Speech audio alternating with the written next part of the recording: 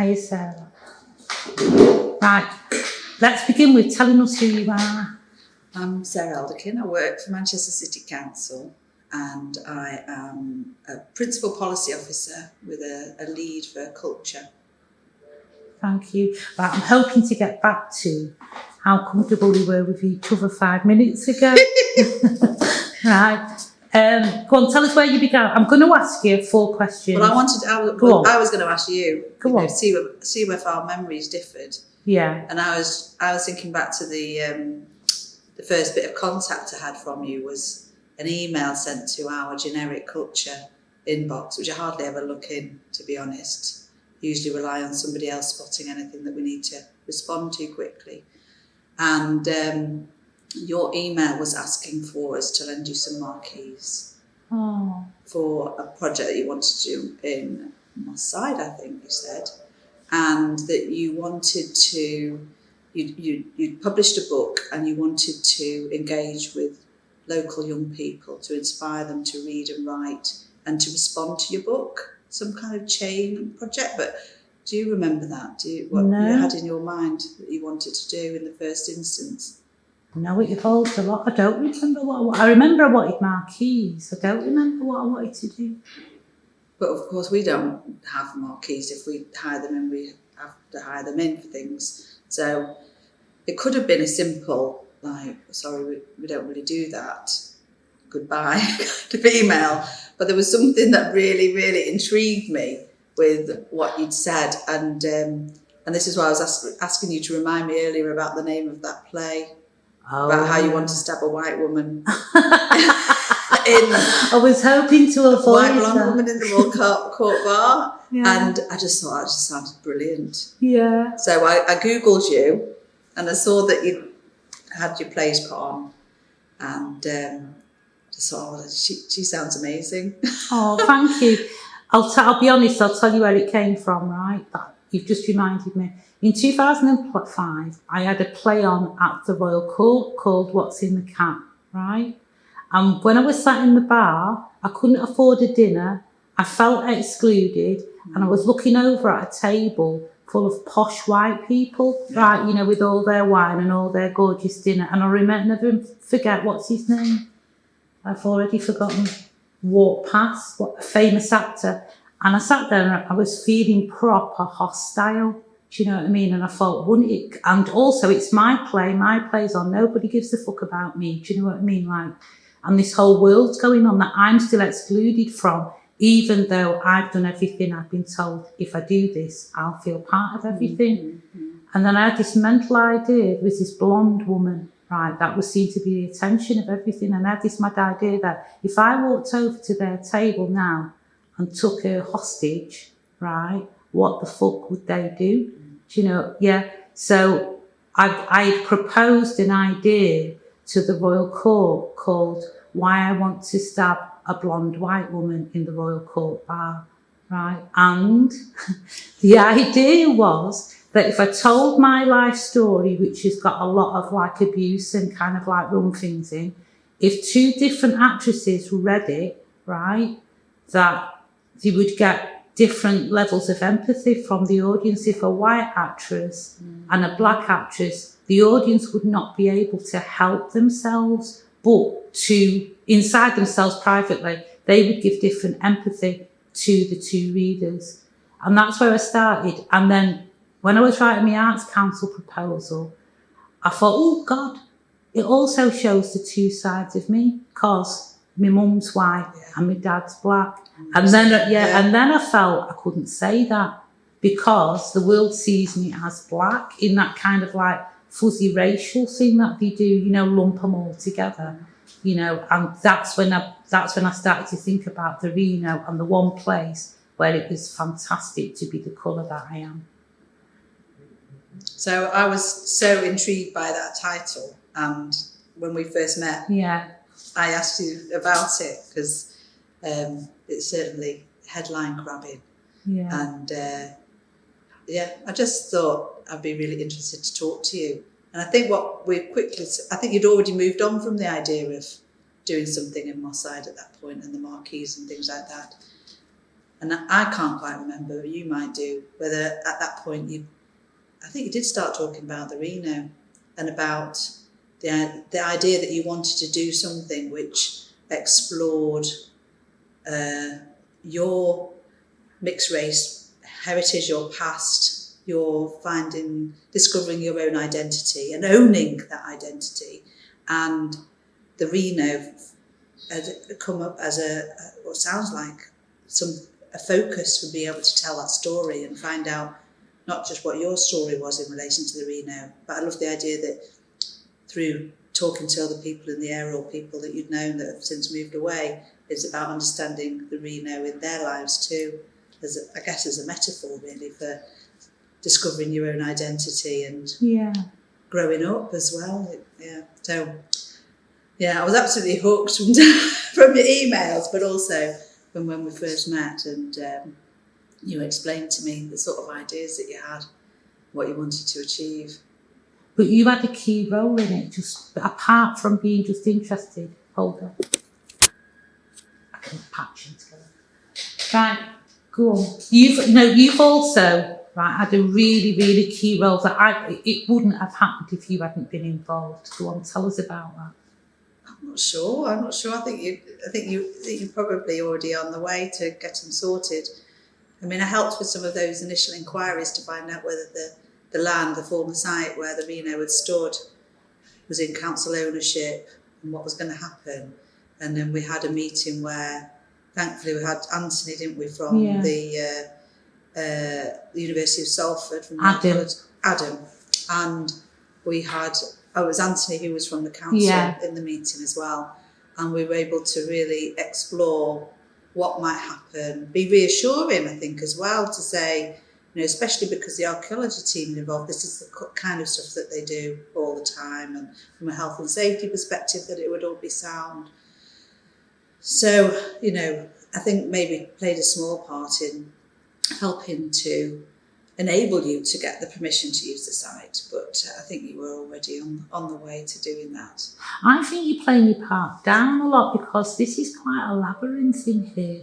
And if I didn't have you as a contact, if I didn't have you as someone who knows who to get in touch with and who to speak to, and you facilitated that meeting that did bring Adam here and Anthony here and did the emails and so everybody who dug up the Reno, I just want us to thank. No, I'm serious. Do you know what I mean? Because you need to. Going back to kind of like being interested, right? Because that's a key role in it. That's key in it, that you were interested. Why was you interested to make it happen? I just thought it was an amazing idea, and there was something about recent past that I think is often overlooked. I mean, I'm not a sort of a historical expert or anything, but I suppose maybe I just think for myself as well, thinking about your recent past and thinking about your teenage years in particular, they're just so massively important. Yeah. Finding out from you about the way in which that building and probably the neighbouring shops as well, if you grew up in that area, that's part of your geography, it's part of your home, and the fact that they'd been demolished, there was nothing there that would have indicated what stood there before. And when we talk about Manchester's music history, it wasn't part of that either. So I think I just agreed with you that it's a story that had been lost and its significance had been lost, but that the people that had been there, their memories wouldn't have been lost. Yeah. So the fact that you were trying to bring them together, those memories, in a way that it's not resurrecting the Reno, but it's certainly bringing it back to life in everybody's hearts and minds. And to see you achieve that was just, I'm going to well up again. I just thought it was amazing, absolutely amazing. Oh, I know you cried on the day. I'm crying again now. What makes you cry? It's just so moving. Yeah. Yeah. You did. I don't know what to say now. Yeah. Yeah, So, I do think one of the things that interested me, and Go on. it's worth touching on, is that, and I don't think I told you until we've met a few times, yeah, that my son go on. is mixed race. He's got Yeah. dual African and British heritage, and I'm trying to think, he was probably only about 6 or 7 when we first met. He's 10 now, and it's just been really interesting seeing his journey about understanding his own identity, and being able to talk to you about this whole experience of growing up in Manchester in a particular time has really given me new insights to the sorts of experience that he may have growing up. And I think after one meeting, I approached him and just said, do you think of yourself as black or white? And I know it's a really fundamental idea, but it never really occurred to me to ask him. And it's just so interesting now, as he's got older and he's becoming more articulate and more aware, we have this very open conversation about that pretty regularly, about the way in which people perceive him and the way that he wants to be perceived. And so for me personally, with the family, it's learning about the project and the sorts of things that you've explored has really helped me. Oh, thank you. How does he want to be perceived? Well, he said this week that he wants to be seen as black, and he thinks that his skin's too light. Why does he want to be perceived as black?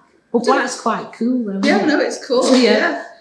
At a young age, it's quite, I think because his skin colour changes quite a lot through the year, and Mine as he goes in the sun, he's got even more beautiful colour, and so he wishes that he was darker, which I thought, not that that's right or wrong or anything, but it's just interesting, and it's my job to help him be happy as he is, and how he is in winter and how he is in summer, and I think it's just helped me find those words as well to talk to him about his identity. Because when he raised that with me, I would say, well, you've also got to be aware that you're being brought up by me. Yeah.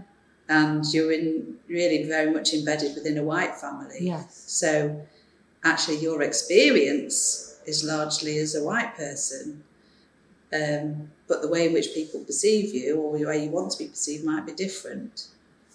That's really interesting. That's really, really, because that's the truth for lots of us. Like most of us was brought up by our mums, or even if your dad's around, like your dad's at work and your mum, do you know what I mean? So our way of looking at the world is a white way of looking at the world on the whole. Absolutely, yeah. So over the last year or so, he's now connected more with his African family. Yeah. He's got an aunt and her children that live in London, and we've been to visit them. And, I think that's usually grounding as well. Yeah. So hopefully he'll feel more connected. Does he look different in both worlds? Does he look different in... That's not the right... Right, what I'm trying to say is when I went to Jamaica, right, I was 14. Yeah. And I suddenly... another depth of me made sense. Do you notice anything like that about him when he's with his African side? I think he doesn't know them well enough. Okay. So I think at the moment he probably doesn't feel quite as relaxed as he will be in time, as he gets to know them more. Yeah. So at the moment it's a bit like visiting unknown relatives. You probably don't feel that at home with yet. Yeah. But I don't know. I will look out and see that change. Oh, that's everything you've just said though is the fundamental core of why I wanted to excavate Reno. Yeah. I totally got that, I think. Yeah, you did though. You did. And then you didn't tell me for weeks though, did you? Well, do you know what? I wondered, maybe I kind of thought you might think I've got too much of a vested interest. Oh, I thought it was amazing because you'd actually know what I was talking about and why you would actually know what I was talking about. Yeah. How's that for you as a white mum? because I had a really weirdo thought. You know how I have weirdo thoughts, right? I was writing another proposal for another legislative thing, and it's to do with well-being and money from the National Health System about mental health. And then I wondered how my mum looked at us because we're a different colour to her, basically. It's a big question, that one, isn't it? Yeah. What do you think? How did I feel about my son? No, I can't ask you that. That's a terrible and stupid question. I'll just be dead honest with the thing. Yeah. When I was about 7, right, I remember women used to wear stockings there. And my mum had the stockings round, you know, like you just get a flash of a memory. My mum had the stockings round her ankles, right? And we was in St Mary's, which is just at the corner at the palace. And she was having an antenatal, about to have an antenatal. And I remember being ashamed that my mum was having another black baby, right? Wow. And then that's when I was about 7.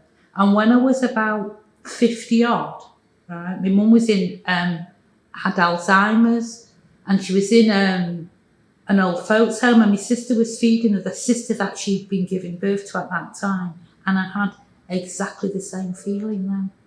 So then the other day when I was writing the proposal, I switched it around and thought, because my mum drank, she drank, right?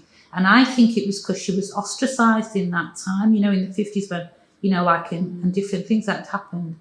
And then I started thinking, well, I looked at her and was ashamed, was she looking at us similarly ashamed? Because we're evidence of what she's done, which is totally different in that world at that time. Just people, you know, I've told you, people spat in our prams and things. Well, I was very struck by that story or that situation that you explained. It's just utterly horrific. And I guess from my own experiences, I think and I hope that things have changed. And I suppose I did worry a little bit about how I would be perceived. But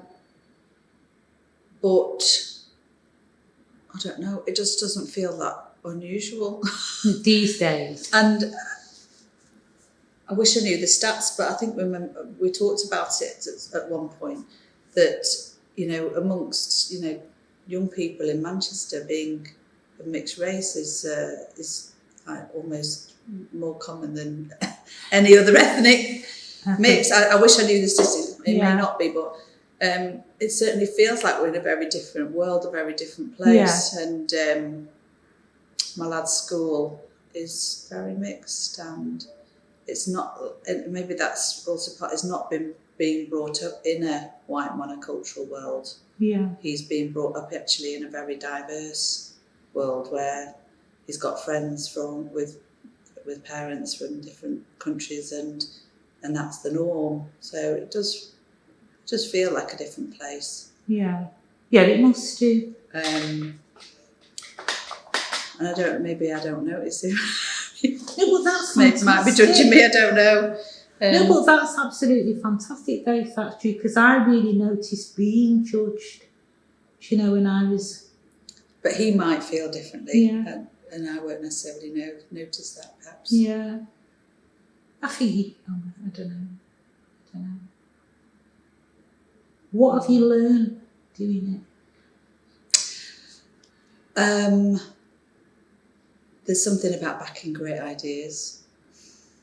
Oh.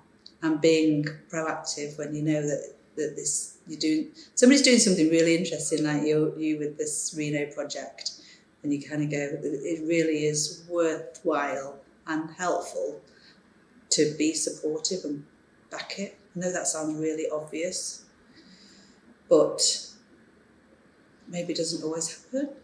Yeah. It's given me a bit more confidence, I think, maybe I've enjoyed working with you as an artist. We were talking about this earlier. Yeah. It's been a wonderful experience, because normally in my day-to-day role, I tend to work with organisations, and because we've got funding relationships with them or strategic conversations, I'm not that close to the art. So actually, the experience of working with you on this has kind of put me a little bit closer to the actual stuff, the stuff of that magic that happens with the creative process. So I've really enjoyed that. And as we were saying earlier, it's kind of informed my confidence in embarking on a major project that we've got this year, where we're working with a lot of artists, and I'm getting closer to the work. And again, really, tell me what you're doing. Really Don't enjoying that. Tell me what you're doing, because it's massive, and I love what you're saying, that you felt that it's raised your confidence and made you kind of like want to be creative, and therefore have gone on to do. Go on. Yeah. Well, I was asked to look at the centenary of the last year of World War One, and a particular battle that we were deciding here amongst this council and civic partners that they wanted to focus the centenary of that last year on, and it was a battle called the Battle of Manchester Hill, and it happened just over 100 years ago. It happened 100 years ago last week, and so I was asked to come up with a cultural event that we may be able to deliver to really sort of be an intrinsic part of those civic celebrations. Anyway, quickly identified a partnership with Brighter Sound, who do music development work with incredible musicians, from babies up to high-profile practitioners, and Manchester Histories, who work with across Manchester and loads of different communities, engaging them with the history of the city. And it's been an amazing experience working with the people in those two organisations, because they're so creative. But together we came up with the idea of this performance that's happening in a couple of weeks at Manchester Cathedral, where I think we've counted as over 65 musicians and a projection installation artist working on the historic story of Manchester Hill that has been unearthed by an archivist and members of the community have been doing the research earlier this spring. And it's almost like a sort of passing of the baton between this incredible research and engagement phase to provide the artists and the projection installation practitioner back with the sort of material that they can then co-create an amazing performance. So I'm really inspired by the experience of working with these artists and seeing how they can bounce ideas off each other and find ways to collaborate that you wouldn't have imagined. And, thinking back to the Reno project, a project where, yourself as a contemporary practitioner developing this project, but a lot of the actual fundamental hands-on work was about archaeology and about the history side of it.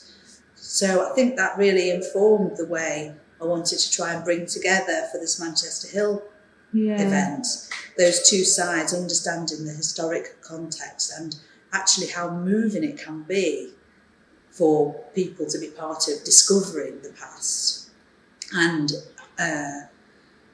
interpreting it.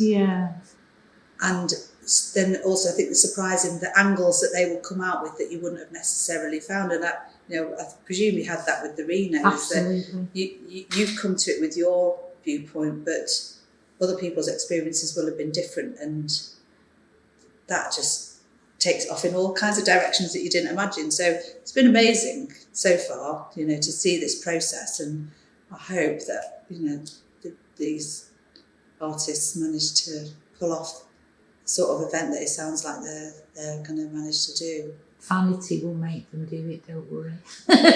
No, and also, do you know what's great about that though? It's the process though, isn't it, as well? And the relationships you build within the process. Because my favourite thing about the excavation was the cabins on site. I loved it. I loved that. Do you know what it felt like? It felt like a tannery or something. These holes in the ground and all this like industry and all this like happening and interaction. It was so weird when it was gone. It was hard to believe that all that could fit on that little bit of land. Yeah. I loved it was lovely to visit in your cabins. And just this sense of camaraderie that existed between I presume are the kind of the real key players, the people who were there every day, keeping it going, kind of giving you that continuity of engagement, and just seeing how they loved and owned that site, and they were the experts, and it was just brilliant that they'd taken it over. And I loved this. There was a woman who was volunteering, and I think she done some work or volunteers at the Manchester Museum as well, and she was piecing together fragments of ceramics. Yeah. And these ceramics looked like the sort of Roman vessels that had been discovered, or something really significant, and the way that she was very carefully piecing them together. But they weren't not the conventional vessels. These were toilets that she was piecing together. Oh, it's scary. The same level. Yeah, absolutely. Care. Yeah. So, it was just absolutely brilliant. I loved that. Sarah, I loved that. I loved everything about it. I sit there and think, bloody hell, that really happened. That did happen, yeah. That really happened. And I love things like the bricks. Yeah. Putting the bricks in Manchester Art Gallery, in Whitworth Art Gallery rather, as objects. Yeah. So this is where it bridges over from being it's not a museum display, it's an art experience. And the sort of whether you could reference sort of Carl Andre's bricks from the Reno bricks. I love. So lots of things like that. Listening to some of the women talking about some of the objects that were in the display case at Whitworth, about there was some drinking glass. They were talking about how they were drinking out of those glasses, and looking at the makeup that had been discovered, and all of that. It's just absolutely fantastic. And a packet of the pill. Yes. That's insane, isn't it? Did anyone ever put on the flares? No, I don't think anybody's that thin anymore. It's so slim, weren't they? Yeah. I think you'd have to be 15 to fit into them. Yeah. Anyway, there's just so many things about it. So, from talking to you about the idea, to see that you actually managed to pull it off and go down on site. Yeah. And to actually stand on the floor of the Reno. I didn't actually go down in the end. I don't know why. Yeah. I might not have had the right shoes. Yeah. No, but that you could though. But it was lovely seeing people that were. I know you had the Guardian that day. Oh, okay. So they were busy doing photo shoots down there. Yeah. And then your takeover at the Whitworth was just brilliant and brought it all together really. But you had an idea, which was that you were going to use these stories in some further writing, maybe for performance. Is that been a direction that looks like it's going to happen, or do you think it's really odd? It's taken you in other directions. Absolutely taken me in other directions instead, because I can't edit them. Do you know when people are like telling me the story? Like as a playwright, I use myself and I use people around me, and I make stuff up that sounds like a great sentence, because I like words as far. But it's so sacred. Everything that everybody says, every word matters. So a play or something would be millions of pages long because I can't edit. I can't take anything out. So the standards are play in a sense on the website, that you can watch any one of their memoirs or watch any one of them excavations. The one thing I'm definitely going to do is I've filmed every single day, and I'm going to turn that into a film poem. Like play the action, get 3 minutes a day, throw that together as the action, and use the 3 minutes of memoirs, and use them like there's ghosts coming out of the ground. Like our voices are coming out as they're being excavated. Wow. So I'm going to do that, and I'm going to do the film. But as for turning them into fiction, it seems like sacrilege. Because you had a story in mind around a king and a queen, didn't you? Yeah. And about sort of up and down. Yeah. Whether it'll get there in the end, you know, when I've gone through all the different phases of things. Yeah, but not now. It's just too varied a story now, is it? Yeah. You can't go to something as concise as one particular strand. Yeah, possibly. But, you know, like you need distance, don't you? You know, if I was telling you something that's just happened to me on the bus, I'd tell you in 20 minutes, but I could tell you in 2 minutes in the future, couldn't I? So it might just naturally happen, but not at the minute. Yeah. So we'll have to find out what's going to happen to that site and see whether there's a blue plaque or something. Oh, a blue plaque has to happen. Has to happen, doesn't it? Now, absolutely, a blue plaque has to happen. So we've dealt with, we had 4 questions. We had, what did you do? So he was instrumental in getting us approval to use the site massively. What's the other question? What did you do? What did you learn? What worked, which you covered up? I think you covered. What do you think could have been done better?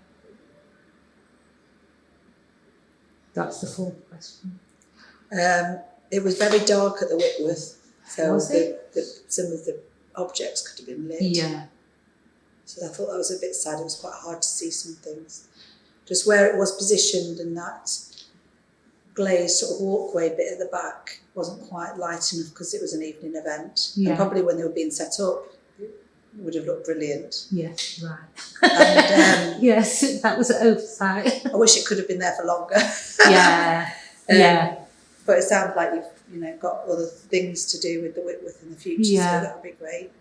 I don't know.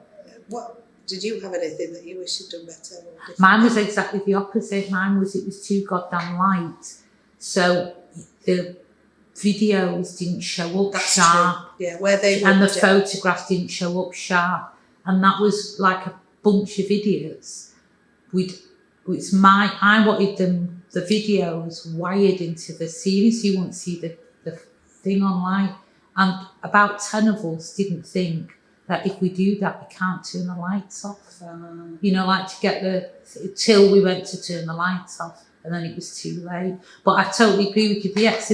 And the other thing we hadn't thought about either was, we'd got the exhibition ready in the day, and we'd not thought about when we do turn the lights down as much as we could, you wouldn't be able to see the artefacts properly. Yeah. But that was a combination of 2 things, really, of not, to be really honest, of the Whitworth not taking me seriously enough and me not stepping up to the mark, and going, I demand at this minute you find someone that can. I know that sounds daft, but to me all of that's tied in, going back to why I wanted to stab a white woman in there, is my self-esteem and how I am perceived and what I am entitled to. Do you know what I mean? If I believe, I don't know how true it is, that if I was born in a certain strand of a certain colour, I wouldn't even have to demand it aggressively. Immediately them lights didn't go off, that would have been adjusted.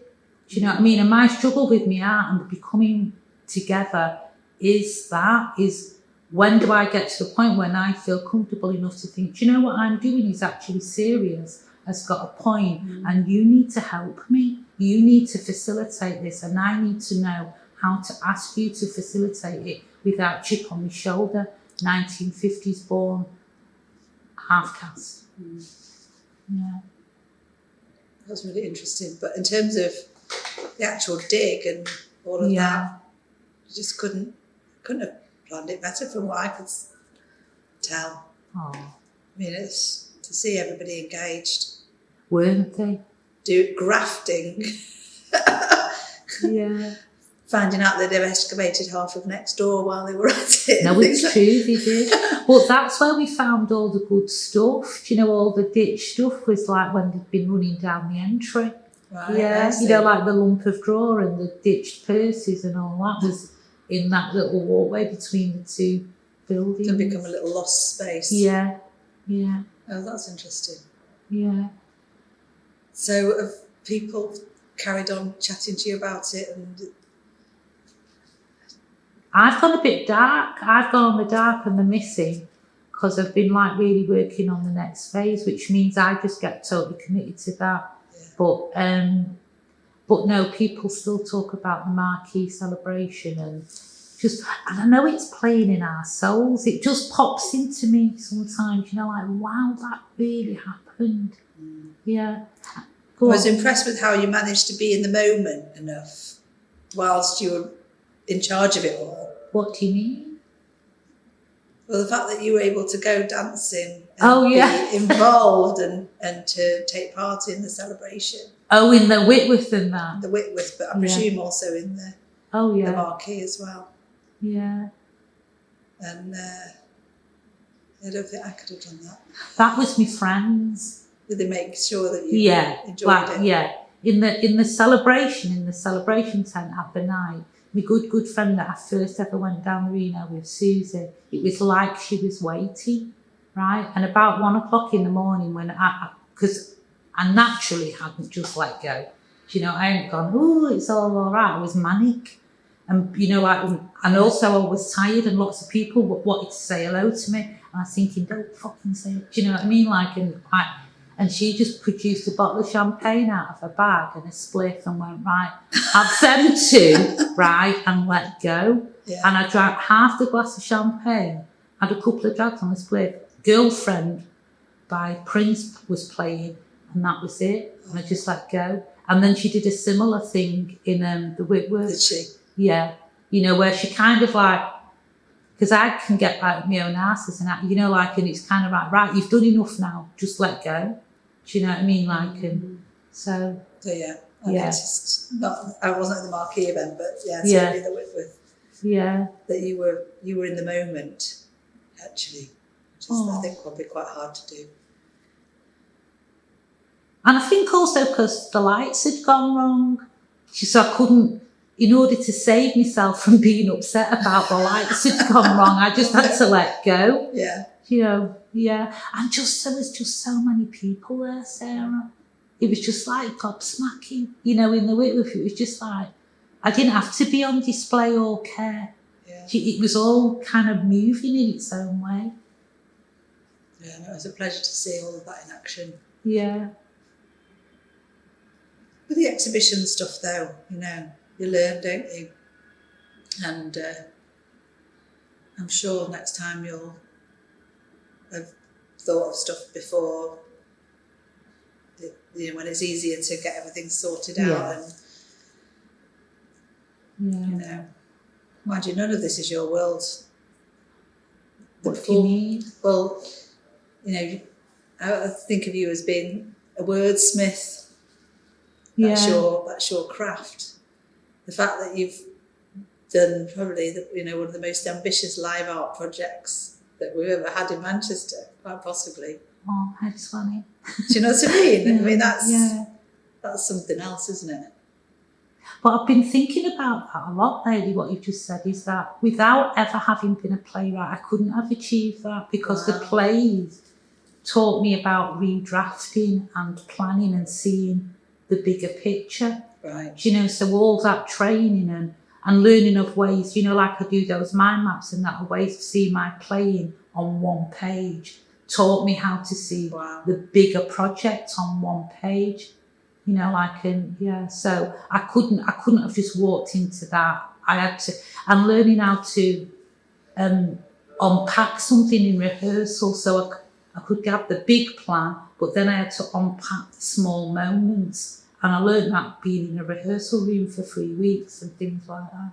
So it feels like my time, and like I've really hit that actually I'm not, and also learning how to write great proposals because I'm a playwright and to sell it. Yeah. Do you know what I mean? Like off the bat, not just in, so all of them have come together to kind of, been thinking this morning, I thought, actually, I'm a conceptual artist. Yeah. Well, do you know, I have a concept. Yeah.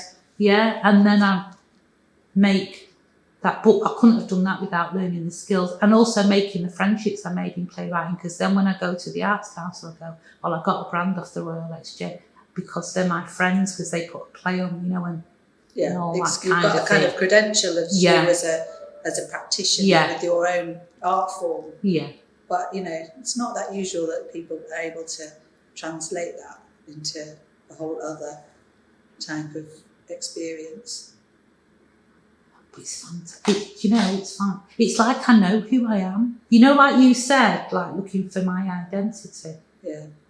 I found the colour of me and that my mum and my dad and all my friends, but I also found a topic that I really, and the skills to translate that topic and talk about that topic, Yeah. you know, as well.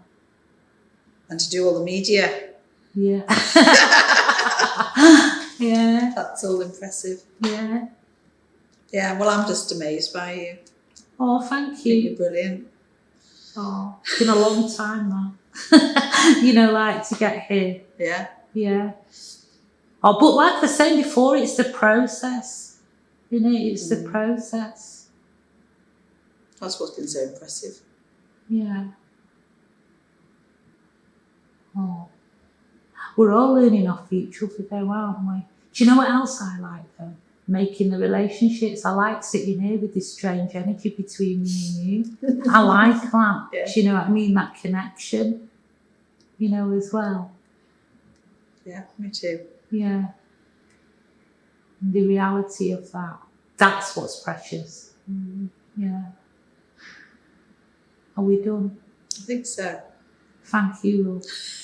No, seriously. Thank you for all you do. Thank you. Thank you for doing this.